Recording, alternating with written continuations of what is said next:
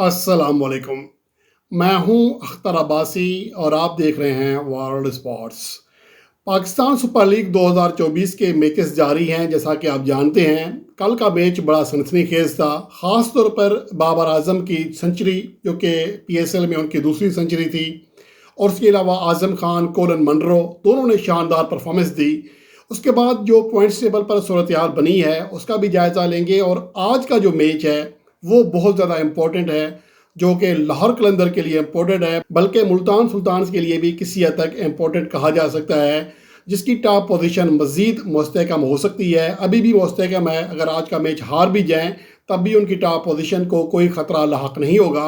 लेकिन दूसरी जानब ये मैच सबसे ज़्यादा जो इम्पोर्टेंट है वो लाहौर कलंदर के लिए है। आज उनके लिए मारो या मर जाओ, यानी कि अपने बका की जंग का आगाज़ है उनके लिए। इसका हम जायज़ा लेंगे। और उससे पहले जो अहम खबर है वो आपके साथ शेयर करते हूँ कि कराची किंग्स के अहम खिलाड़ी टेम सिफर्ट ने अपनी टीम को ज्वाइन कर लिया है और अब वो बकिया पीएसएल मैचेस में कराची किंग्स को दस्तयाब रहेंगे। कराची किंग्स थोड़ी सी जदोजहद ज़रूर कर रही है, लेकिन टॉप 4 में बहरहाल वो अभी तक मौजूद है और उसे अभी मज़ीद कामयाबियाँ हासिल करनी है। एक तरह से टूर्नामेंट का हाफ राउंड ख़त्म हो रहा है। अब दूसरे राउंड में जब जाना है तो देखना ही होगा कि गुज़िश्ता पीएसएल में भी हमने देखा कि पहले 5 मैचेस में सूरत हाल और थी, आखिर में और हो गई। उसकी वजह ये भी होती है कि कुछ टीमों के खिलाड़ी चेंज होते हैं, कुछ खिलाड़ी की जो है परफॉर्मेंस अचानक बेहतर हो जाती है, तो इसका भी इम्पेक्ट पड़ता है। और इस हवाले से कराची किंग्स को अब देखना ही है कि टेम सिफर्ट की जो खिदमात हैं वो कितनी ज़्यादा मुफीद साबित होती हैं, कितना प्लस पॉइंट, कितना बड़ा बोनस होता है। और उसके अलावा जो सूरत हाल रही है कल के मैच की, इसमें बाबर आजम ने यादगार इनिंग्स खेली और उसके जो टीम ओनर हैं उन्होंने उनके लिए एमजी की गाड़ी भी दी है गिफ्ट में, और जो कि एमजी के खुद डायरेक्टर भी हैं। तो बाबर आजम के लिए बहरहाल गाड़ी की तो अलग बात है, लेकिन उनके लिए एक एजाज़ है कि वो हर बार हर टूर्नामेंट में अपनी अहमियत मनवाते हैं। गो के वर्ल्ड कप 2023 उनके लिए अच्छा नहीं गुजरा, एशिया कप अच्छा नहीं गुजरा, लेकिन बेहतरीन अंदाज में बाउंस बैक किया है, बहुत शानदार परफॉर्मेंस दे रहे हैं। और पाकिस्तान सुपर लीग में अब तक 300 की हद पार करने वाले वाहिद खिलाड़ी हैं। 330 रन कर चुके हैं, सबसे ज़्यादा 35 चौके लगा चुके हैं, 7 छक्के लगाकर टॉप 6 बल्लेबाजों में शामिल हैं। तो ओवरऑल बहुत बेहतरीन परफॉर्मेंस दे रहे हैं। गुज़िश्ता मैच में इस्लामाबाद यूनाइटेड के खिलाफ जो उनकी सेंचुरी हुई, बड़ी शानदार सेंचुरी थी। 63 गेंदें खेली, 14 चौके, 2 छक्के लगाए, 176 से ज़्यादा स्ट्राइक रेट से 111 रन बनाए और नॉट आउट रहे।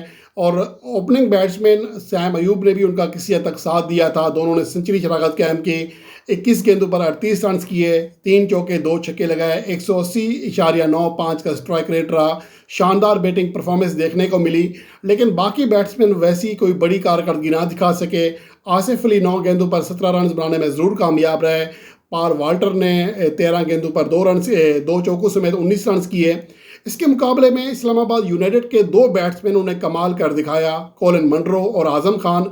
कोलन मंडरो इससे पहले बेहतर फॉर्म में नहीं थे, लेकिन गुज़िश्ता मैच में 53 गेंदों पर 7 चौकों और 1 छक्के समेत 134 के लगभग स्ट्राइक रेट से 71 रन बनाने में कामयाब रहे। लेकिन असल तबाही आजम खान ने फेरी, 30 गेंदें खेली, 250 के स्ट्राइक रेट से 6 चौके, 6 छक्कों समेत 75 रन किए।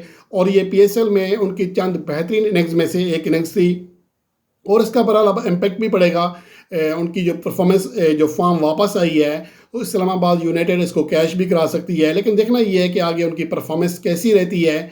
और इसके अलावा जो कल अहम चीज़ ये थी कि आरिफ याकूब, जो कि लेग स्पिनर हैं, कराची से ताल्लुक़ है उनका, पेशावर ज़ल्मी के लिए खेल रहे थे, कल 5 विकेटें हासिल करने में कामयाब रहे, सिर्फ 27 रन दिए, जो कि टूर्नामेंट में अब तक बेहतरीन बॉलिंग कारकर्दगी है।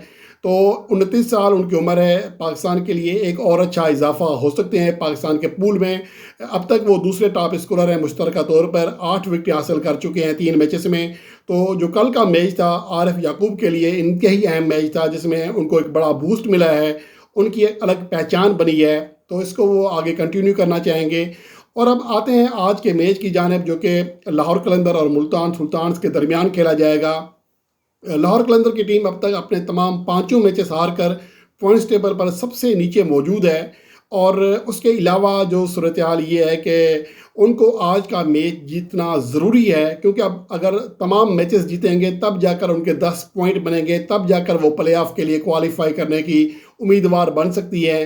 ورنہ اگر آج کا میچ ہار گئے تو لاہور قلندر سمجھو باہر ہو گئی ہے، اس کے لیے بہت مشکل ہو جائے گا کم بیک کرنا، بلکہ ناممکن سا دکھائی دینے لگا ہے۔ تو آج کا میچ جیتنا بہت ضروری ہے، بلکہ اپنے آنے والے تمام میچز اب لاہور قلندر کو جیتنے ہیں۔ ہر میچ ان کے لیے اب پلے آف کا میچ ہے، ہر میچ ان کے لیے کوالیفائر میچ ہے، تو اس کے لیے بہت زیادہ اہمیت کا حامل ہے کہ ایک ناک آؤٹ مرحلہ لاہور قلندر کے لیے شروع ہو چکا ہے۔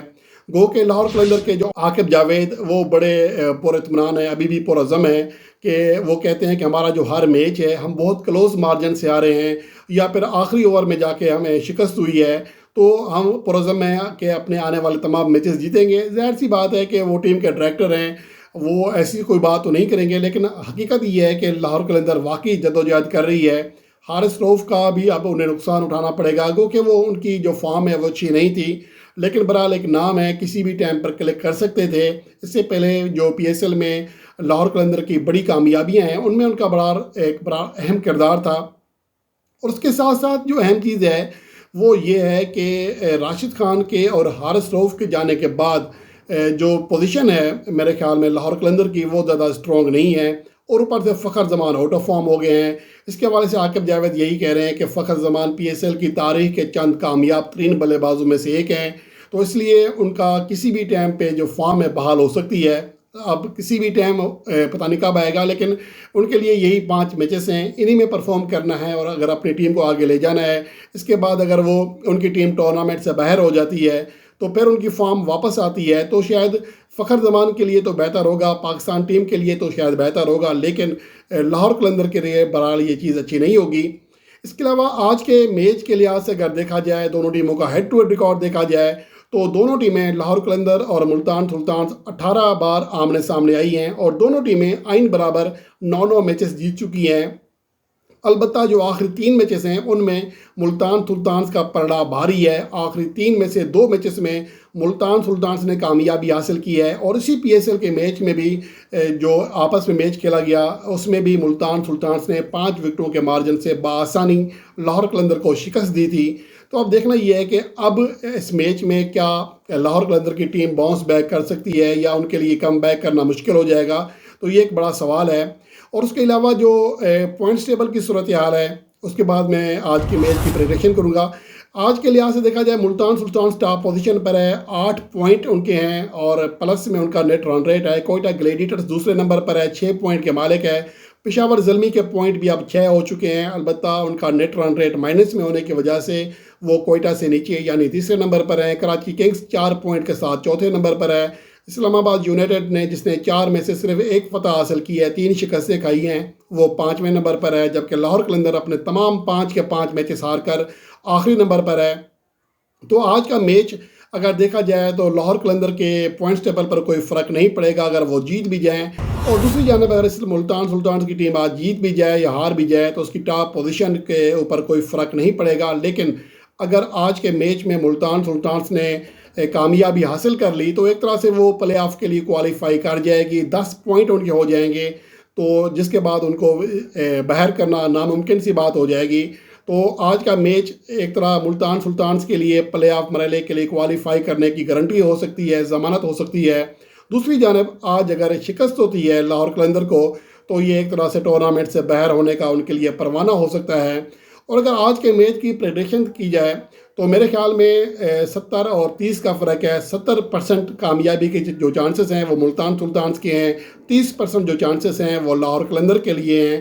لاہور قلندر کی ٹیم اتنی بری نہیں ہے، اتنا ان کا کمبینیشن بھی برا نہیں ہے، لیکن ان کی جو پرفارمنس ہے وہ بہت بری ہے اب تک تمام میچز، کیونکہ آپ نے آخر اینڈ پہ نتائج دیکھنا ہوتے ہیں، تو نتائج کے اعتبار سے لاہور قلندر کی ٹیم اس بار بہت اس نے مایوس کن کارکردگی دکھائی ہے۔